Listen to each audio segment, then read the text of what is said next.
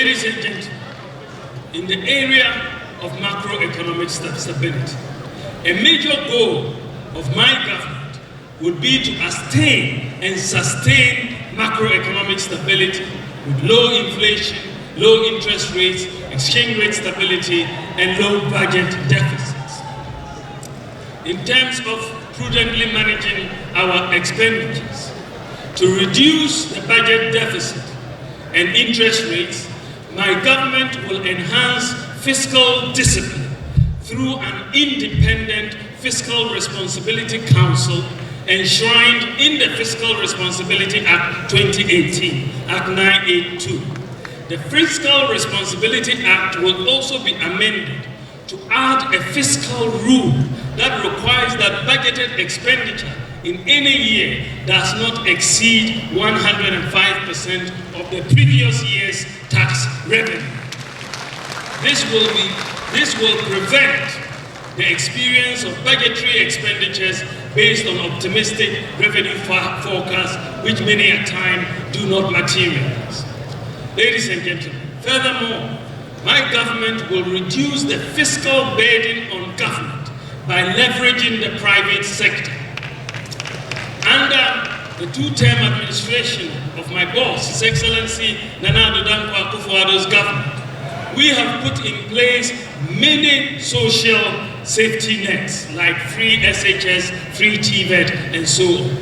With all these social safety nets in place, my government will now focus on jobs and wealth creation by the private sector for all Ghanaians.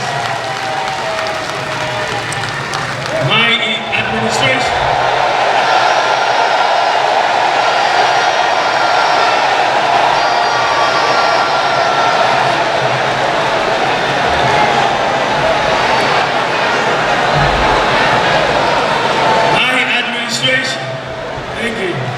will incentivize the private sector to complement government in the provision of many infrastructure and other services to reduce government expenditure and improve maintenance.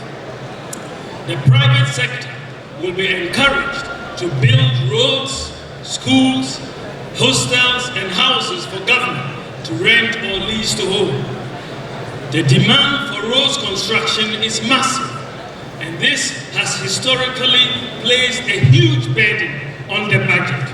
I believe that the private sector should finance the construction and maintenance of roads through PPP concession arrangements. Also, the government will move towards leasing rather than purchasing vehicles, printing equipment, and so on. The private sector will have the responsibility for maintaining the vehicles and the equipment. With this approach, government can save very significant outright cash out expenditure annually from various items across different ministries, departments, and agencies. This policy will energize the private sector and create many jobs. Enhancing the role of the private sector, along with fiscal and administrative decentralization, improving our systems and the way our institutions function will lead to greater efficiency, cutting waste and ensuring value for money in procurement.